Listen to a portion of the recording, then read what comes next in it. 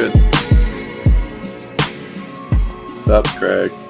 Fucking bitch. Yeah. Hello, welcome to today's episode of Juice the Numbers, your statistics and sports podcast. We are talking about statistics today. I'm your host, Joshua Tracy. And I'm the guy who interrupted Josh Tracy, Corwin Heller. That is his specialty in the show. Interruption is the main thing he brings to this professional relationship. That's a joke we both just laughed at, but there is some serious pain coming from Josh when he says it. It is very true. My heart hurts, and I am sad. Welcome to the show. We're doing actual stats again, stats that we pulled off of places. I had to go into Fangraphs again. I went to Baseball Savant again. I had a Baseball Savant updated its page ever so slightly, and couldn't even tell you when that happened because I can't think of the last time I was on that fucking website. So Baseball Savant. Now that's a name I have not heard in a long, long time. And it's just as good as I remember it being. I think they've added more things, which is always nice. I feel like we should get more Alec Guinness quotes in this podcast altogether. You know, if you can find them, we'll put them in. Yeah. Nice. So that being said, we're looking today at unlucky batters.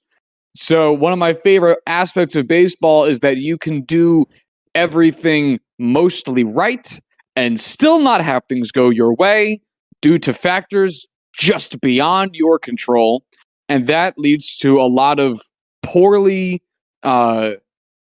rated, not poorly rated, poor stat lines for players who in a vacuum or really by looking more deeply at their underlying statistics probably should be doing a lot better. And a lot of this is built into baseball metrics already. You have xWOBA, something that we'll be looking at today, which is expected weighted on base average.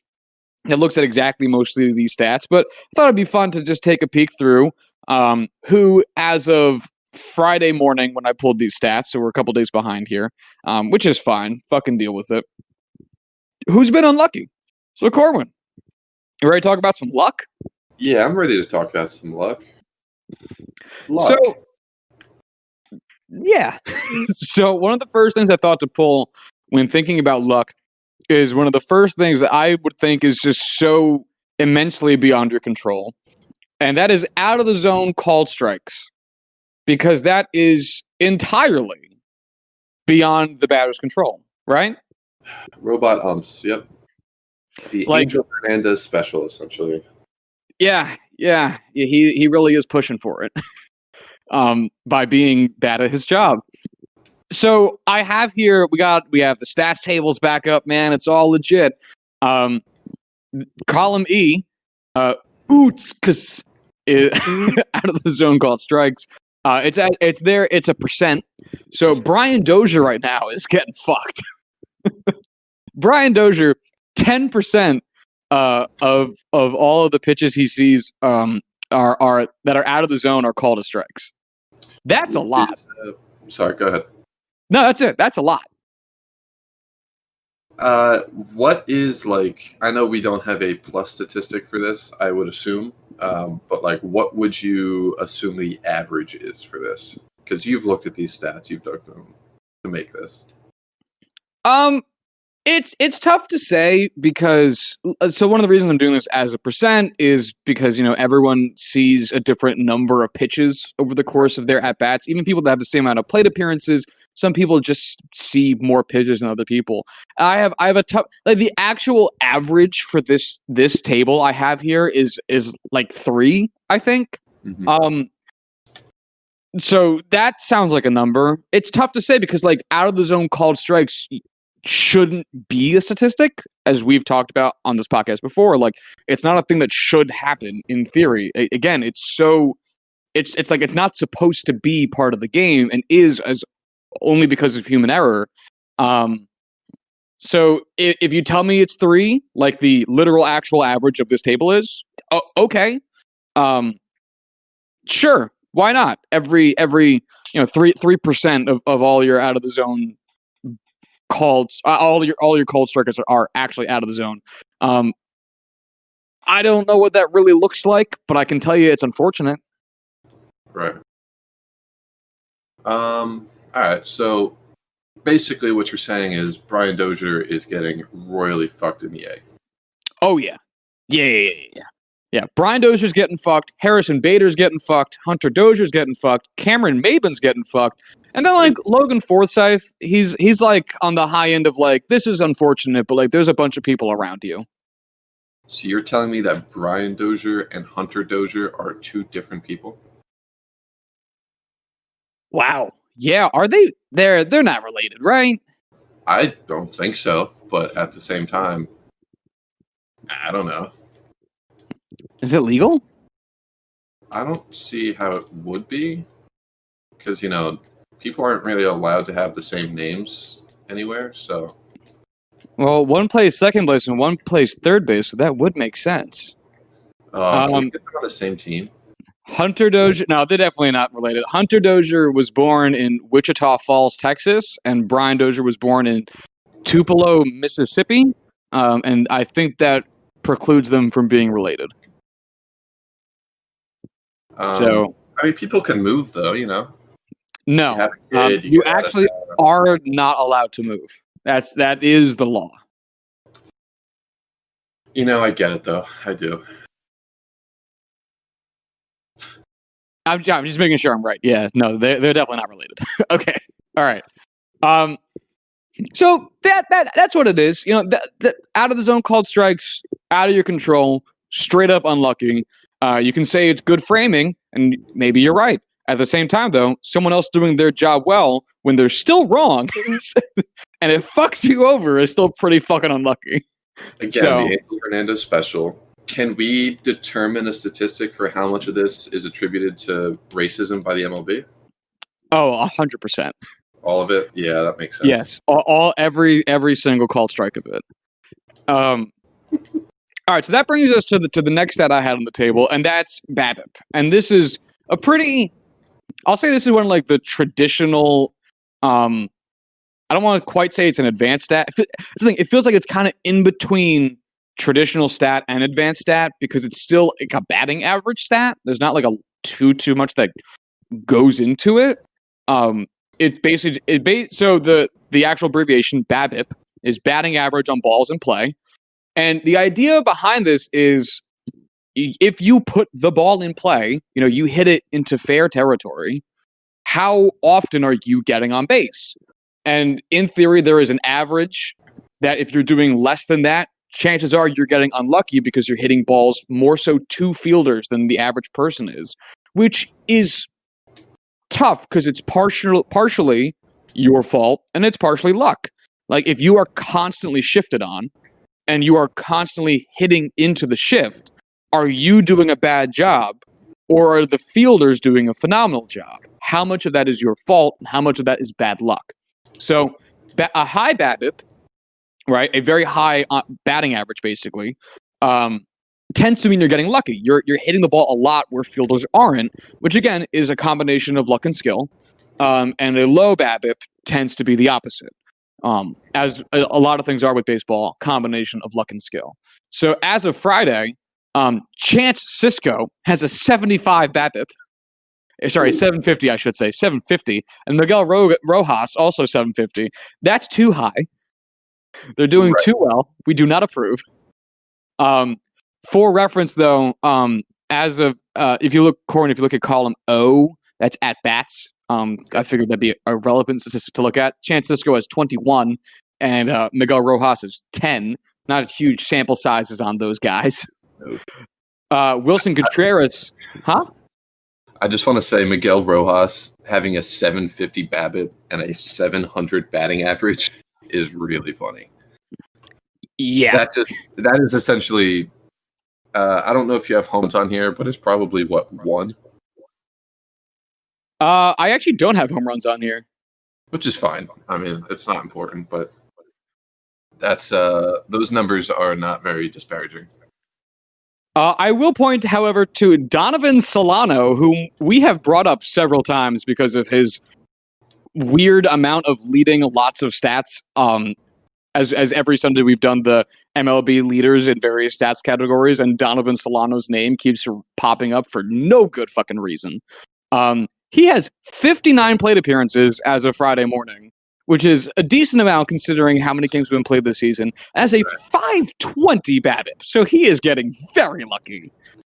But like consistently lucky. Like usually the thing is with this, it's like, all right, we're lucky over a small sample size, regresses to the mean pretty significantly.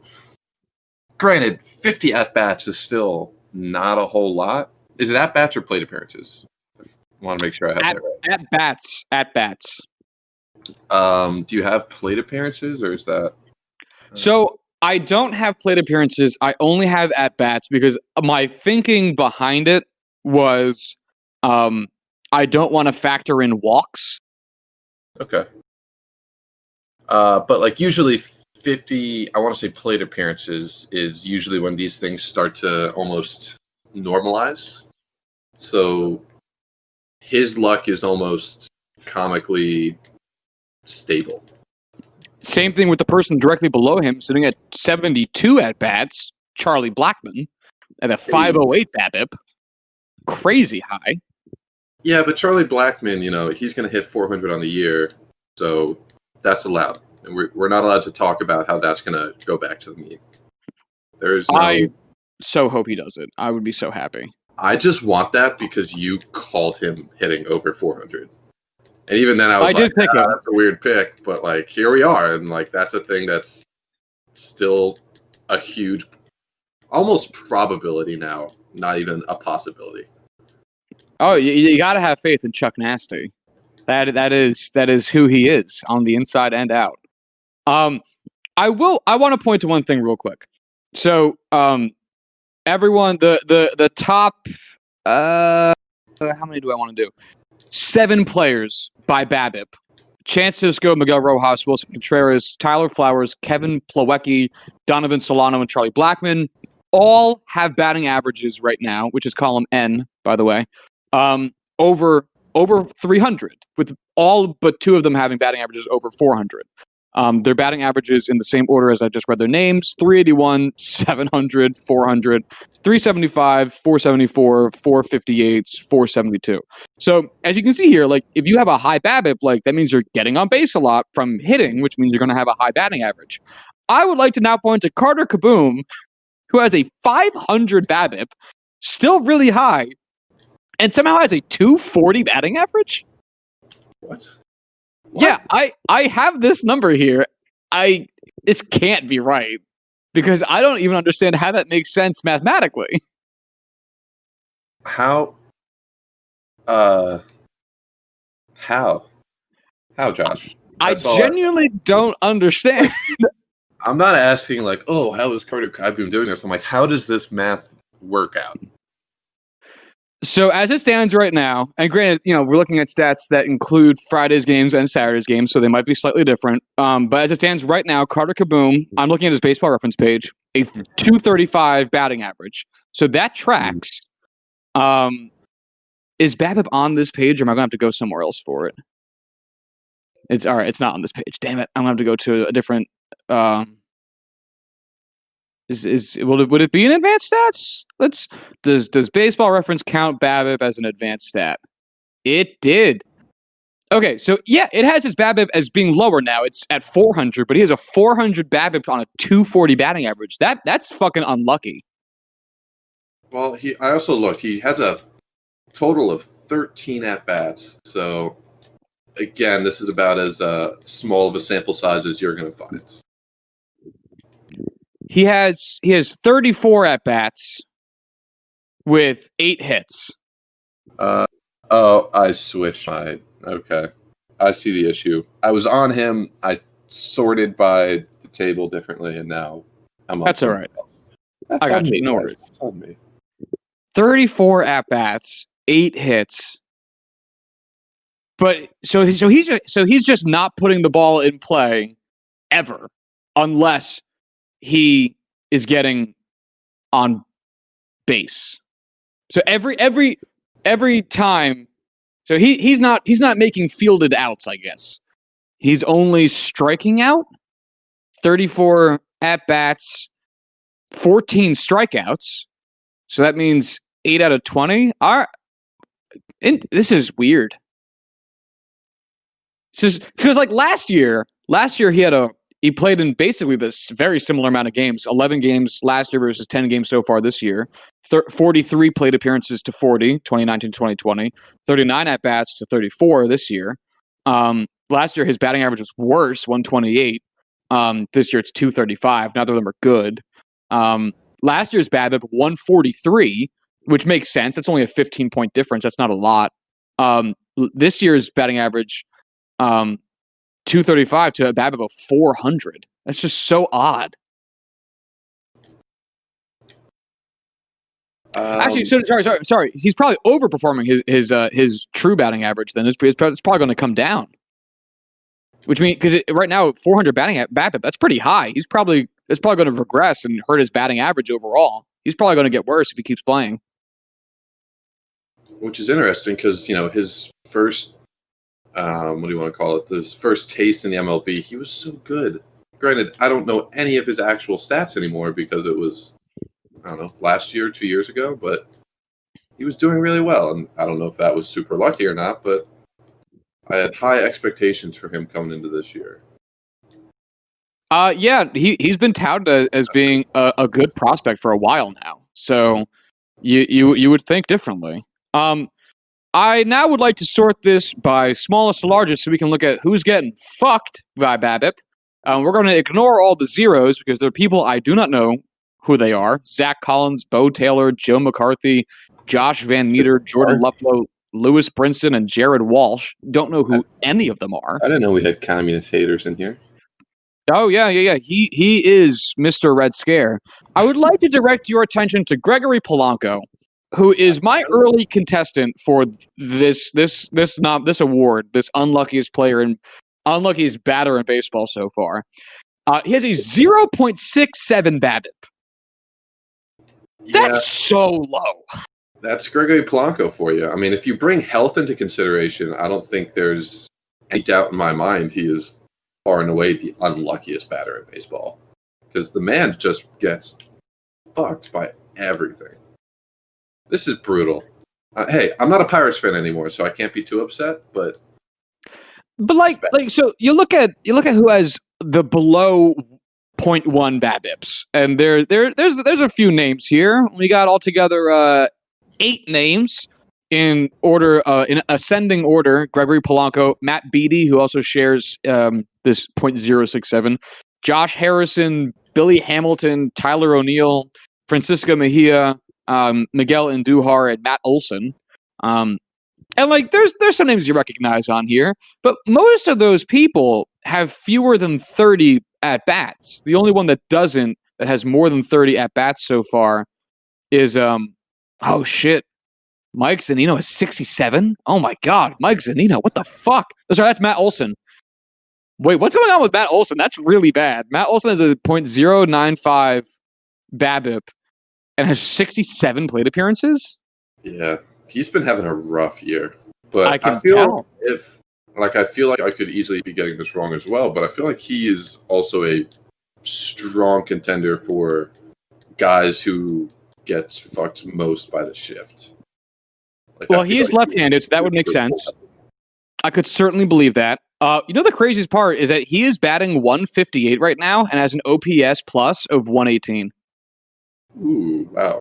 Yeah, his on base is 312 and his slugging is 474 for an OPS of 786. So he's obviously when he gets hits, he has 12 hits and 8 home runs.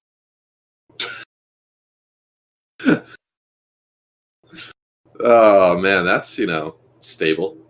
That's a stable. Oh yeah, that pace is very much so good. Well, it's like Gary Sanchez. Gary Sanchez has 7 hits and 4 home runs and a double. So Gary only has 3 singles on the year, and his other 4 hits are all for extra bases. Sorry, 5. Sorry, 5 hits. So he only has 2 singles this year and 5 extra base hits, 4 of which are home runs. It's not good. He's batting 125 with a 357 slugging. That's just hilarious. Oh, Gary, you're a fun player to Hold on. Gary Sanchez has more hit by pitches than he does singles. Is this sustainable? Gary Sanchez has 3 hit by pitches and 2 singles. How? Would you call that bad luck or good luck, being hit by that many pitches? I feel like us baseball stats people would say, "Oh, that's horrible luck," or "That's great luck," because you're getting free bases. If you're Gary Sanchez and is the one being hit by all these baseballs, I would say he's not a big fan of it. I want to say it's good luck because you're getting, hit by pitches, you're getting on base every time. It sucks because you're getting plunked. Right. But a hit by pitch has a 100% chance of you getting on base. It's true. There's actually no unlesses after that. You just get on base. Yeah, right? So, I guess good luck? Anyway. Yeah, we're not the ones getting plunked by baseballs, so. No, and I'm sure... yeah. And I'm sure every baseball player in the game would much rather get a single than get hit by a pitch. But at the same time, getting hit by a pitch will always get you on first base. So it's not the worst thing that could be happening. No, probably not the best, but no, it's definitely not the worst.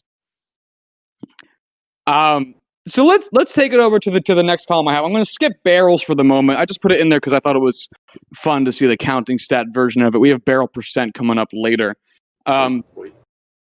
Average hit speed. So this is basically exit velocity.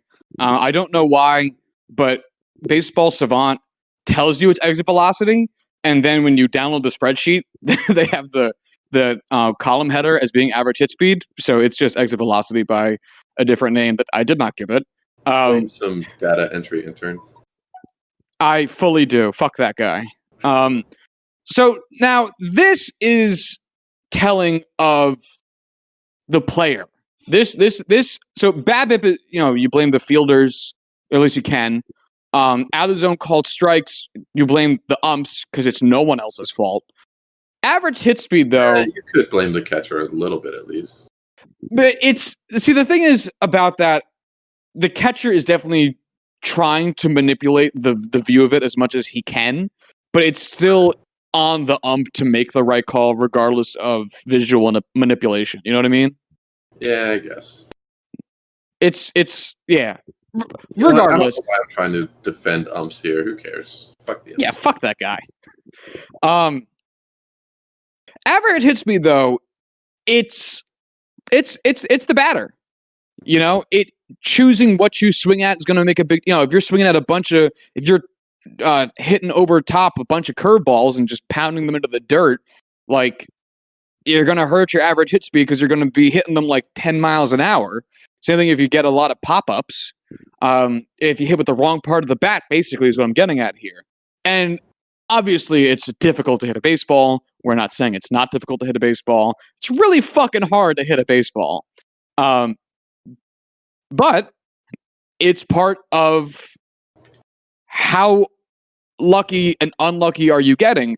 Because if you have a crazy low BABIP, right? So you're putting the ball in play and you're just not getting on base, but you have a super high hit speed, then it's really probably not your fault. Like, if you're hitting the ball, this is an unrealistic example, but if you're hitting the ball on average 100 miles an hour and your BABIP is like 100, you're getting fucked. Like, you're getting absolutely hosed. That means that you are hitting fucking rope right to people who are just throwing you out at first every time. Vlad Guerrero. Yeah. I don't know if that's accurate, but I assume just from what I've watched that's how that goes for him. So, let's look at the highest average hit speed. And granted, this is a guy that has very few at-bats relative to Major League Baseball. Jalen Davis has an average hit speed of 102 miles an hour and has a 200 BABIP. He's an outfielder for the Red Sox, right? I have no idea. I'll believe you if you say that. Yeah, I'm going to call that. I don't know if it's true, but, I can't be corrected on this podcast because no one can call in and tell me otherwise. So that's our truth. He is an outfielder for the San Francisco Giants. Same difference. Did he ever play for the Red Sox? No. Shit. He has played 2 major league seasons, seasons being a loose use of that word, both for the Giants. Well, I got the position right. But so this brings me once again to Gregory Polanco, who is once again not in the friendly part, luck-wise, of these statistics. Gregory Polanco has the 3rd highest average hit speed at 96.2, 3rd best in the league, minimum 10 at-bats. And his BABIP, as we said, is 0.67. That is so bad. But he's hitting the shit out of the ball. It's just like his barrel percent, which we'll get to, is looking pretty good. He's got 2 barrels on the season, which is fine considering how young the season is and how statistically hard it is to hit barrels. So he's hitting the fuck out of the ball. And it's just going right to people. Man, he could be so good if he could both be healthy and stay good. Just play 150 games in a season, Greg, and you can be such a good baseball player. Like, look at the guy directly below him, Fernando Tatis Jr. Already? Now that will still forever be Matt Chapman. Fair. Fernando Tatis Jr.'s average hit speed, 96.1, literally 0.1 miles per hour less than Gregory Polanco. His BABIP is 364, which is almost 300 points higher than Gregory Polanco's. And he has an actual batting average of 304, which is 210 points higher than Gregory Polanco's. And his average hit speed, which I understand is not the end-all be-all of like how unlucky or lucky someone is only, but still, like this is a good measure of the, relatively speaking, the quality of contact you're making with the ball, which in theory should be a predictive stat of how well you'll be doing at getting on base with your hits. But the difference being Fernando Tatis Jr., I don't have the elevation here because I didn't feel like it. But maybe he's elevating the ball a lot more. I'd be willing to bet that's a major factor here. There's something that he's doing, or Fernando Tatis Jr. is just not hitting it where they are, which is the other big part about baseball. Don't hit the ball where they are, hit it where they ain't. And that's leading to 2 very different seasons from these players. Yeah, I'm looking at his Gregory Polanco stats, and man, so much potential, but hasn't played a full season in a long time. Not even. He played the majority of a season in 2018, but even then, whatever. That's why Fernando Tatis is better. Yeah, that's why. Yep. So let's sort this list by average hit speed from smallest to largest, and we'll see that the player making the worst contact is Harrison Bader at 64.8 miles per hour, which is not very hard. He's having a terrible season. Not only is, as we mentioned much earlier, he getting fucked on out of the zone called strikes at 9.1, second highest. He's also not hitting the ball very hard when he does hit it. His BABIP is crazy low, in large part probably as a result. And if we peek ahead at some of his other stats, his WRC plus is 30, which is so bad. And his xWOBA isn't, like, it's showing that he should be doing relatively better, but like it's not even by that much. It's ugly. This is very ugly. I feel like anyone who hits with an average hit speed or average exit velocity of under 65 is going to be ugly no matter what the stats say. Like, the dude is basically bunting every time he swings. This is true. Actually, I wonder... No, it can't be. You have to hit. Like, an actual bunt has to be significantly lower than that, you know? It has. It's got to be like... I can't imagine it being more than like 20 miles an hour. Yeah. You know, never played baseball, but I can't imagine that math works out. Yeah, I agree. I can't imagine it would work out that way either. I want to ask you about Greg Garcia. Do you know what team Greg Garcia plays for? I've never heard that name before in my life. Neither have I. I'm looking it up right now because I don't know who this is. Oh, man. I looked at Greg Garcia, an American television director. Greg Garcia came up. He's not even the first Google search for his own name. That's funny. He is pinch hitter, second baseman, and third baseman currently playing for your Padres. Corwin, disappointed in you. Oh, sorry, I don't know the entire roster after a week. Fuck that. Unforgivable. He currently has 27 at-bats. His average hit speed is 79.2, which puts him at... shit. 12th. I don't know there what we go. information you just found, but I gotta know now that No, I was just pressing the wrong buttons in Excel. That's what was happening. So 12th worst average hit speed. His BABIP is 471. Ooh. That's really fucking high. Yeah, that math don't make sense. So listen to this stat. Listen to these stats. His average hit speed 79.2, which is not good. It's not bad, but it's not good. 471 BABIP, crazy high. An xWOBA of 243, which is not high. And his WRC plus, which is the actual performance stat, the only actual performance stat I really have here, is 110, which is still above average. It's 10% better than your average player. And a current batting average of 296, which means he is getting fucking lucky. Ain't that some shit? Ain't that some shit? It is. It is some Thanks, shit. CeeLo Green. I'm glad you got that reference. I did. So let's take a peek over at. Let's skip a couple. Actually, no. Let's look at barrel percent just to see who's doing it.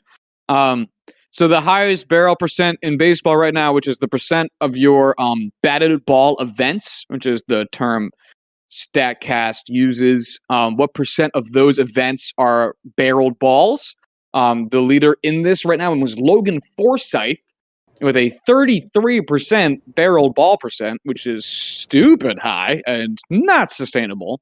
Followed by Mitch Moreland at 25.9. Again, with seven barrels. My God. And then Miguel Sano at 24 with 6 barrels. And then Jed Giorco, which is a great baseball name, with 23.1. I just wanted to say Jed Giorco. Yeah, I'm going to be honest. That's probably the first time I've heard his name pronounced where I don't have to question it.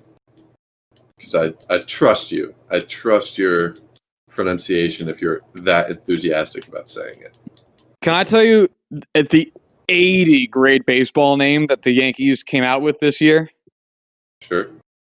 We have a reliever that has pitched a couple times for us now.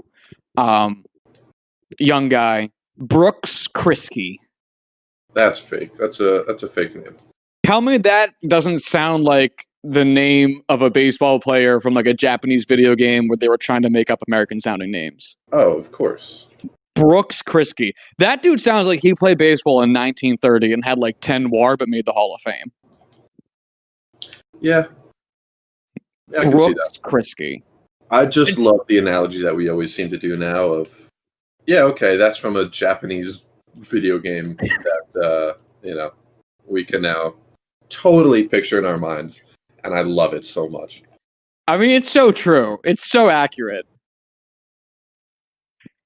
All right, so in terms of lowest barrel, I'm going to skip back to barrel ball percent real quick. There's a lot of zeros here because a lot of players just don't have any barrel balls yet. And for anyone who doesn't recall, barrel ball is just it's the sweet spot between exit velocity and launch angle. It's a very small part of the range of both of those things, but it's the range at which if you hit at this speed and with this height or launch angle, you are most likely to not only hit home runs, but just to make really good contact and have a very high batting average, slugging percent, all those types of things. It's a really narrow view, or a really narrow scope of, like I said, all the things you could do hitting wise, but it's like the best thing you can do, which is why it's kept track of. The lowest barrel ball percents that are not zero, all the ones below 2 belong to David Fletcher, Hansel Alberto, Marcus Simeon, David Peralta, Austin Hayes, and Jose Peraza. I love any list that David Fletcher makes an appearance on. Yeah, but unfortunately, this is not a good one. Yeah, but now I have to like it. That's the way it works. Well, what I kind of love about this list down here at the bottom is that none of these players are really doing that poorly. Like David Fletcher and Hansel Alberto, because they both have a 1.5 barrel ball percent. Their BABIPs are both over 300. David Fletcher 317, Hanser Alberto 379. Those are both good. And then their actual batting averages are both good. David Fletcher 303, Hanser Alberto 351. Their WRC pluses are both good. Like they're having themselves good seasons. Like this is it's cool how like you cannot be doing the ultimate form of baseball every time you come up and still be like a really good player. Right. It's not all about 3 true outcomes anymore. Yeah, like Mike Trout doesn't need to hit a lot of home runs for him to still have like 10 WAR. Like Right. the fact that he's just deciding to do it this season is so great. I love it so much. But like he doesn't need to. Started, I would say. Yeah, that's right. That's a very fair statement. Yeah, 45 home runs in a season, not the worst thing in the world. Yeah, like no one needs it, but like I'll take it. Like I was just talking about how Gregory Polanco was having a good season back in 2018. I saw he hit 22 and was like, "Oh, that's a good number." Mike Trout, same position. It's 45 last year while also having like twice the batting average. God, dude, I keep forgetting he hit that fucking many home runs last year. No, he was in competition for like the lead in all of MLB for like that last month.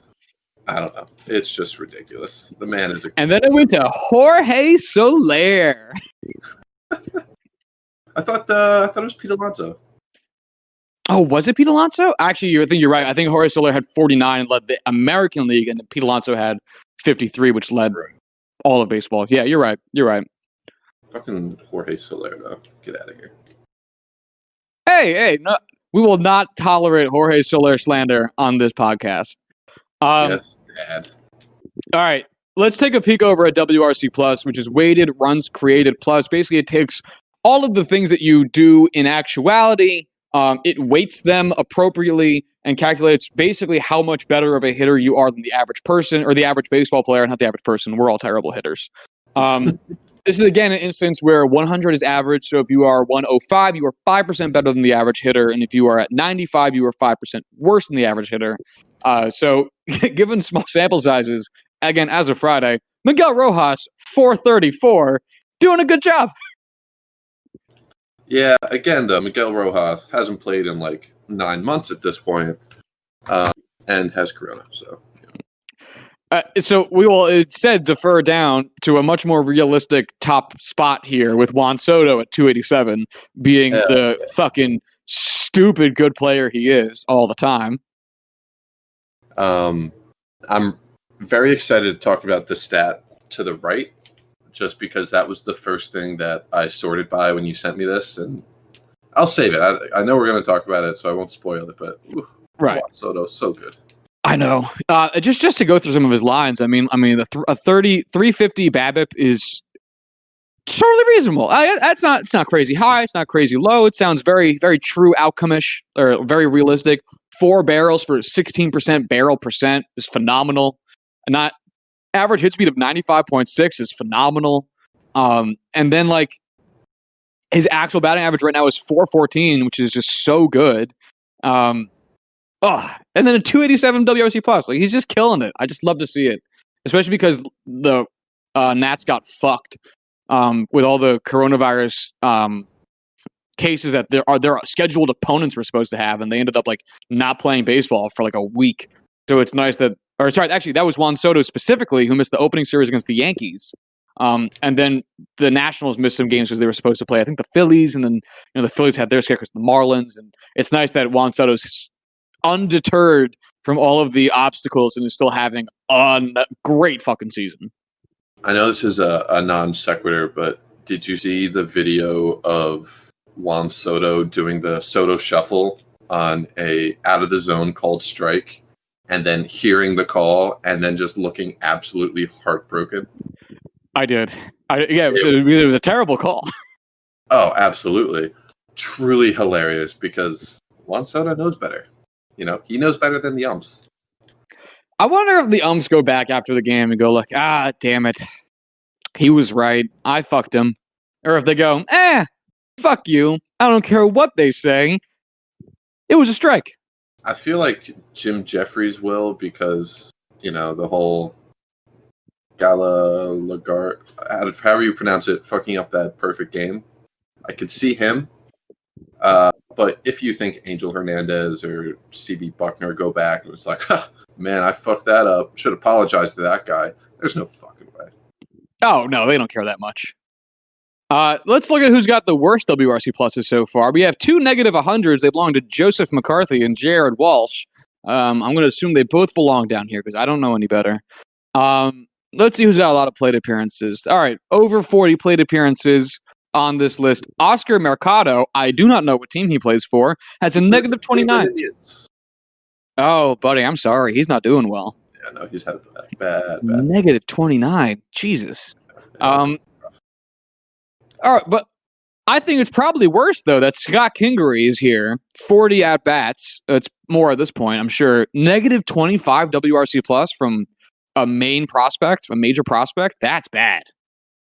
He will always be the player that I am convinced will one day figure it out, even though there's absolutely nothing showing that he will at this point. It's tough when a player seems to have all of it like right there in the minors and in college, and then they just can't fucking swing it in the majors. That huge disconnect between the leagues is very real. Mm-hmm. It also sucks to see Joe Adell down here. Granted, he's still a little bit newer, so you'd expect there to be that rough transition. He's sitting at a negative 3 OPS plus, which is so unfortunate. But again, this is like his first taste of the majors this year, so here's hoping he puts it together. Rugna Dador with a 2 is better, but it's definitely true. Like, he is getting fucked so hard by not having like AAA this year. Like, just having that not be an option. You know what's interesting is his BABIP is 364 and his actual batting average is 182, which means he's probably due to regress a little bit. Which is not good. No, that's really bad. Wow. He's getting fucked on the strike zone too. Points or out of the strike zone, I should say, 6.5% out of the zone called strikes. That's not good. Oh, no. Hunter Pence sucking dick. That makes sense. Sorry, Hunter. I love you, but you should. You're probably going to retire soon. And Jarlton Simmons being down here is sad. 16. Oh no. Wow. Would you have believed that Chris Davis is having a better season hitting wise than Andrelton Simmons? If you asked me this any other year, I would have said that's outrageous and impossible. Could not be true, but it's 2020 and truth just doesn't matter anymore. Yeah, like how about the fact that Andrew McCutchen has a 20 WRC plus? Don't bring that up. That man is a goddamn saint. I know, I love him so much. It's such a shame. All right, so then let's just pivot on over to xwOBA. So this is Baseball Savant's expected stat. As I mentioned, this is it mainly factors in from my understanding and from the research I've done into it previously, and I'm just kind of trying to force it from memory. But it mainly takes into account exit velocity, launch angle, and I think in some instances sprint speed. So again, it's like a more advanced version of I don't even want to say BABIP because BABIP is just like really just talking about fielding mostly. But how well you make contact and how quick of a person you are should have a factor in how frequently you get on base, how often you are expected to be on base. And so this is basically that. Where they get that name. Yeah, it's a hilarious confluence of letters that somehow is readable in a single word without sounding like garbage. That word, confluence. Thanks, buddy. I'm proud of that. And Corwin, who leads the list in xwOBA? Oh boy, just our boy Juan Soto. I know, 563. That means that his combination of exit velocity, basically how hard he hits the ball, launch angle, how high he hits or low he hits the ball, and in some instances sprint speed, how fast he is, result in him should be getting on base 563 times out of 1,000. That's a lot. Yes. Juan Soto, very good at baseball, but can we take a minute to appreciate Mr. Rookie of the Year, Mr. San Diego Padres, Jake Cronenworth? Who? Yeah, exactly. Yeah. He was Tell me about Jake. What's up? Tell me about Jake. He was a player that we received in a trade. Fuck. Who was the player for? God damn, I forgot the trade that he was a part of, but he was basically a throw-in player that like nobody gave a shit about. And then now here he is, just being a badass motherfucker. It certainly looks like it. He's got 5 barrels on the season for a 14.7 barrel ball percent, which is crazy. Not crazy high, but it's very high. It's wonderful to see. We got him along with Tommy Pham in exchange for Hunter Renfroe and Xavier Edwards. Ooh, interesting. This could be a rare trade loss for the Rays. Right? Oh man, if only there was. Actually, you know what? If I can go from a team that gets consistently fucked by the Rays in trades to a team that consistently fucks the Rays in trades, that's a win in my book 10 times out of 10. That might have been the biggest secret reason why I'm now a Padres fan. Fuck the fish, man. Fuck all Florida fish teams. Why are so many of your teams fish? I don't know. Let's ask Jeter. Fuck you. No, I'm going to say it. Jake Cronenworth is a 170 WRC plus, a 491 xWOBA. He's having a nice, tidy season here, and it doesn't look like he's built for all that much regression. 344 BABIP on a 325 batting average seems about right. 89.7 average hit speed is not low, not high, pretty much where you'd expect it to be. It's a sustainable number, I should say. Well, you could have the real deal over here, Corwin. What can I say? Fuck Luis Robert. Fuck what's Robert. Kyle Lewis. Rookie of the Year right here. Luis Robert. I know, and it's one of those things where I know, but I it's gonna take a long time. It's gonna take a lot of games watching to get that down pat. Oh, my instinct is to pronounce every name I see phonetically. Oh yeah, every single one of them. That's how I am built. That's how and I'm not proud of it, but that's how I've been created. Josh, you just have to remember, we're Americans. We don't use fucking correct pronunciation for foreign names. Learn English, come on. No, we decide how your words are going to sound. Exactly. We control the world. So I put together a stat column, like an unlucky rating, where I just kind of like weighted things based on how much I valued them in my mind. You don't really got to go by it per se, because why bother? We can look at it. So basically, just to walk through the mentality of how I did these. So I tried to weight heavily the things that were truly out of a player's control, because that is the pinnacle of unlucky, and bring down the things that are within their control that they might be doing well, so that it raises up the things that they're doing poorly. So like out of the zone called strikes. Again, like I said, so completely out of a player's control. That got multiplied by 1.5, so it's being boosted up by 50% because it's so unlucky. BABIP, I have 1 minus BABIP, so that so like Brian Dozier's 0.2, it's unlucky to have a low BABIP, so I'm going to have the unlucky side reverse to a larger number, 0.8, and then weight that higher, because if I had left it in the original form, like if Brian Dozier has his 0.2 and is getting unlucky, and then who's got a stupid high BABIP? I forget all the players that had those dumb like 750s, but that guy, say they had a 750 BABIP, which means that they're getting lucky. If you left it as those larger and smaller versions of the numbers, it'd be the opposite of what you're trying to go for by multiplying. So instead I had it switched by doing the 1 minus and then multiplied by 1.25 to increase it by 25%. Then I took the average hit speed, which is within a player's control, so I wanted to bring that down a little bit, multiply by 0.5.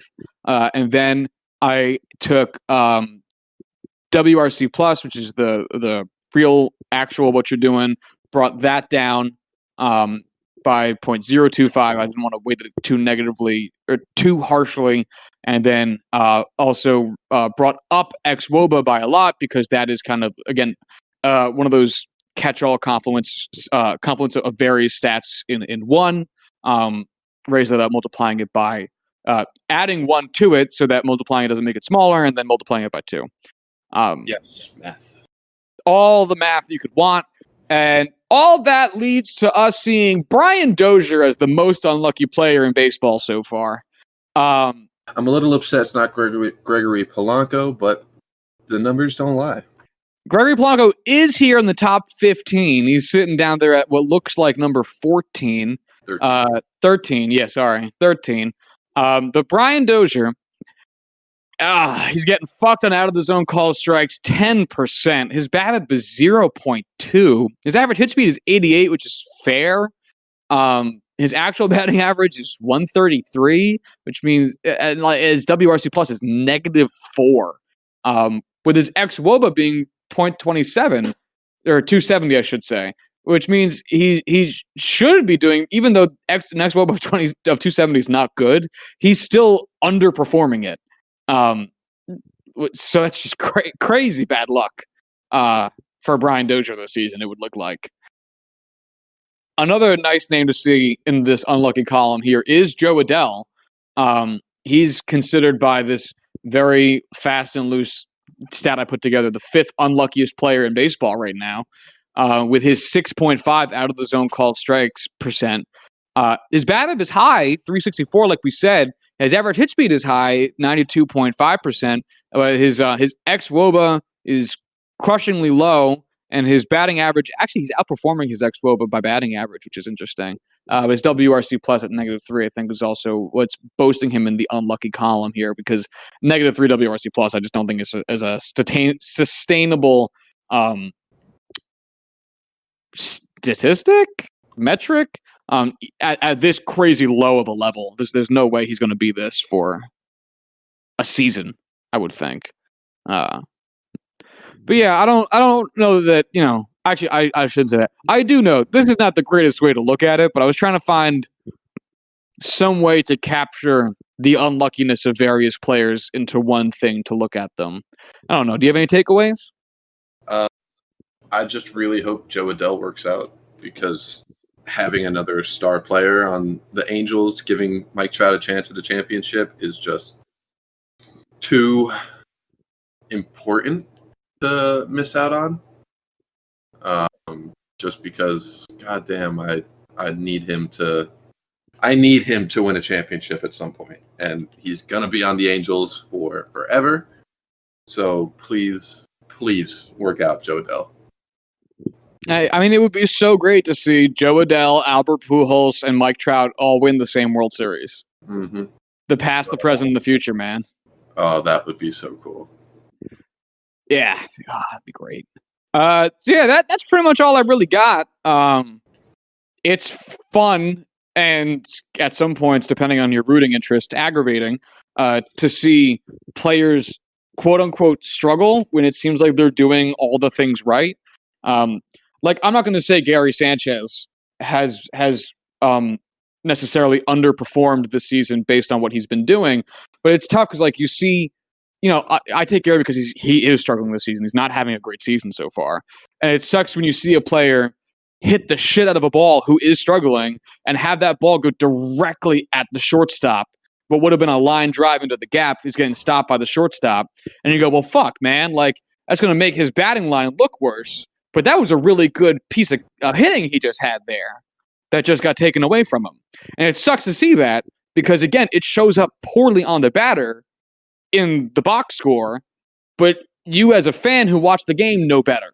And that's a frustrating part of baseball, is like, you can knock the shit out of a ball 100 miles an hour and still make an out. and it will have the same impact as you hitting the ball 3 miles an hour and being thrown out at first. Right. Basically, what it comes down to is Matt Olson should be better. Gregory Polanco, I don't know why I can't say Gregory today. He could be better, and Jake Cronenworth is the best player in baseball. So that's all you need to know. That's the big takeaway from this. That sounds about right. I cannot argue with any of these points. There we go. Uh, Math tells us so. That's all you need. Gotta love math. Who doesn't love math? I want to. You know what? I like out of my sports: statistics, subtraction, addition, multiplication, division. Give me a good PEMDAS situation. I want to sit there with a pen and paper and have to figure out what my opinions are based on underlying metrics. We joke, but every baseball game I've ever gone to with Josh, he has brought a pen and paper to do the tallying, the scorekeeping. Yes, thank you. It is an underrated part of baseball watching is scorekeeping. Oh, Josh, 2 weeks we were planning on going to a Yankees-Pirates game, and now we can't. Yeah. I moved closer to Yankee Stadium and can't go to any games. And I was talking to Cal, and it's like, even if they next season rolls around and it's all perfect and we've solved the coronavirus and the Yankees are going to play a full season and they're going to let fans in the stands, I'm still not sure I would fucking go. And it's such a short drive for me now, and I'm not doing it to myself. It's one of those things where it's been so much time of not having to be around people that, oh man, I don't know if I'll ever be able to do it again. You know? It's just too nice. I love not being by people. Oh, it's magnificent. Anything else from today's episode before we get on out of here? Nah. All right. Nah. Well, make sure that you all watch the movies for this week. My pick was American Pickle. Corwin's pick was... Shit, I have to look it up. Good, because I forgot. Yeah. It's one of those things I was questioning what I picked. The Graduate. That's right. Okay. Corwin's pick is The Graduate. Make sure you watch those 2 movies before Thursday. This Thursday will be our last movies edition before we pivot back to twice a week sports, but we'll be starting a new show that will release on Tuesdays, starting not this upcoming Tuesday, which is tomorrow, but next Tuesday, where Corwin and I will be talking strictly about sports. We're going to call it, we have a name, we're going to stick with the juicing brand here. We're going to go with the new show we called Juicing the Big Screen. Where Corwin and I will be talking about our movies, maintaining our 2 movies per week picks, the whole 9. So make sure you watch out for that. But again, this Thursday will still be the regular movies episode before we switch back to sports. So make sure you watch The Graduate and American Pickle. If you want to follow the show on Twitter, you can do so at JuicingPod. If you want to hit us up via email, you can do so at juicingthenumbers@gmail.com. And until Thursday, y'all have a good one.